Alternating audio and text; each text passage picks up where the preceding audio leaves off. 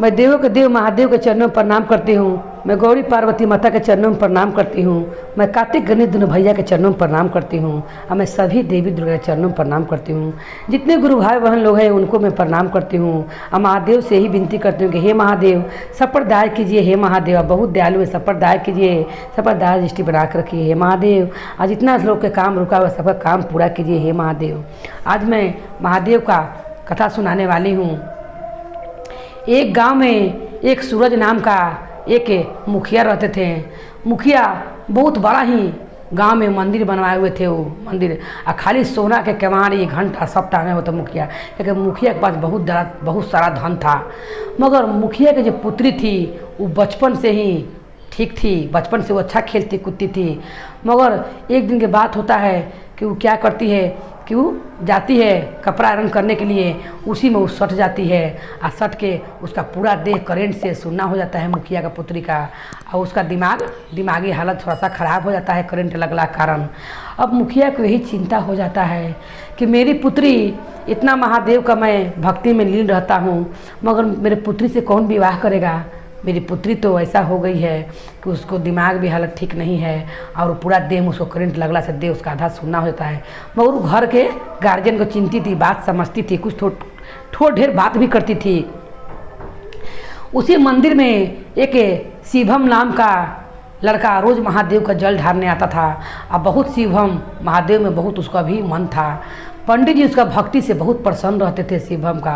वो रोज़ मंदिर में प्रातः काल आकर मंदिर धोकर, भोले बाबा के मंदिर धोकर पूरा पूजा पाठ कर कर तब मंदिर के साफ सफाई कर कर तब जाता था। तो वो अपना कॉलेज को स्कूल जाए, रोज़ का ही काम था शिवम का। मुखिया जब आए तब देखे कि मंदिर एकदम साफ़ सुथरा है।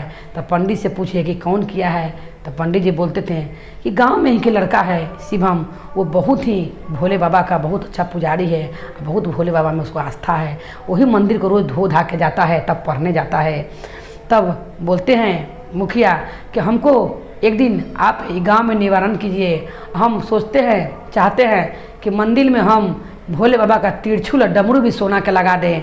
आप गांव में ये ऐलान करवा दीजिए कि सारा आदमी जब हम तिरछुल का सोना का डमरू लगाएंगे उस दिन सब कोई गांव में आए। शिवम के पास भी बात पहुंच जाना चाहिए। पंडित जी तैयार हो जाते हैं, मुखिया की बात सुनकर तैयार हो जाते हैं। अब मुखिया के जो भगना रहता है वो बहुत ही बदमाश रहता है। मुखिया का भगना वो गांव में बहुत उछल पथल मचैले रहता है और सबको परेशान करता है कि मेरा मामा मुखिया है तो मैं कुछ भी कर सकता हूँ। शिवम उसी समय जब तिरछुल डमरू सोना का लगते रहता है मंदिर में, तब मैक से ऐलान हो जाता है तो सारा लोग आता है मंदिर में। तो शिवम भी आता है। तब बोलता है, मुखिया बोलता है कि यही शिवम है, महादेव का मंदिर धोने लगता है। तब पंडित जी बोलते हैं कि हाँ यही शिवम है।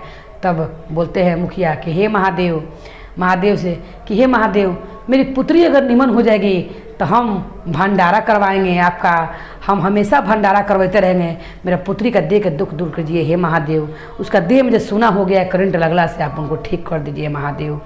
कह कर वो सोना के तिरछुल डमरू लगाता है। इतना बड़ाई जब सुनता है मुखिया का भगिना कि शिवम के बारे में मेरा मामा बड़ाई कर रहा है, उसको मन में नफरत हो जाता है और शिवम से बदला लेने के लिए सोच लेता है मुखिया का भगना। क्या करता है कि रोज़ पहले मंदिर धोने शिवम ही आता था। तो मुखिया के भगना सोचता है कि सबसे पहले ही मंदिर धोने आता है, कल मैं मंदिर में से तिरछुल ही गायब कर दूंगा सोना का, तो अपने सारा इल्ज़ाम ही शिवम पर लग जाएगा। उसी समय भोर में मुखिया शिवम आता है दूसरा दिन आओ महादेव का मंदिर धो कर चल जाता है।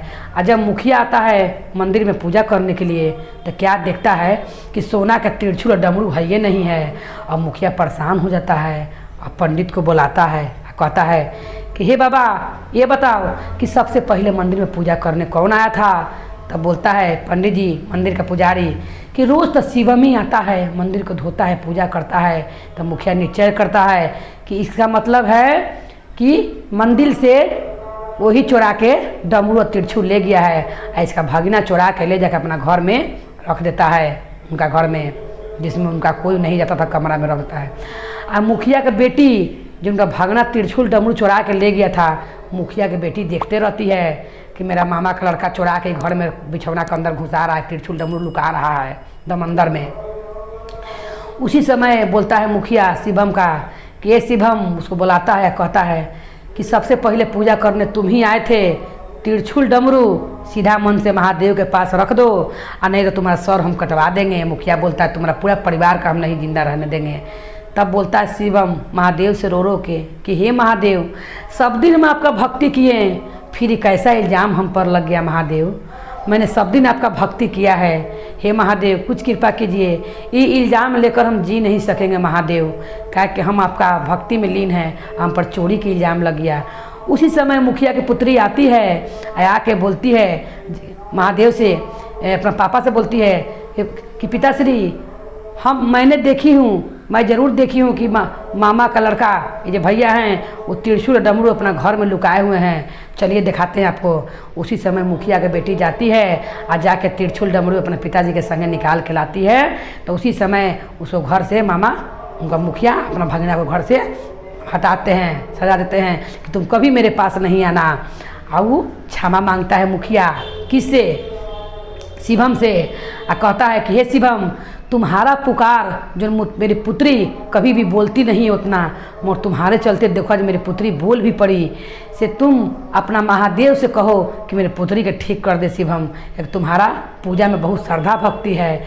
उसी समय शिवम महादेव से कहता है कि हे महादेव, इनकी पुत्री का आप देह का दुख दूर कर दीजिए, जो करंट लगला से देह सूना हो गया है, इनका ठीक कर दीजिए, इनका दिमाग भी ठीक कर दीजिए। वहीं का भभूत उठा कर शिवम लगाता है मुखिया को पुत्री को, और उसी समय उनका दम पूरा शरीर कंचन हो जाता है। तब मुखिया निर्णय लेता है कि मैं अपना पुत्री का विवाह शिवम के साथ कर दूंगा, और खुशी खुशी मुखिया अपना पुत्री के विवाह शिवम के साथ करता है। दोनों पत्नी पत्नी रोज़ महादेव के पूजा करने आते हैं और महादेव के भक्ति में लीन रहते हैं। जैसे महादेव ने सारा आदमी के साथ सामने शिवम का लाज रखा, और उसी सब गुरु बहन का लाज रखे। बोले हर हर महादेव की जय, गौरी पार्वती मैया भवानी की जय, भैरव भैया की जय।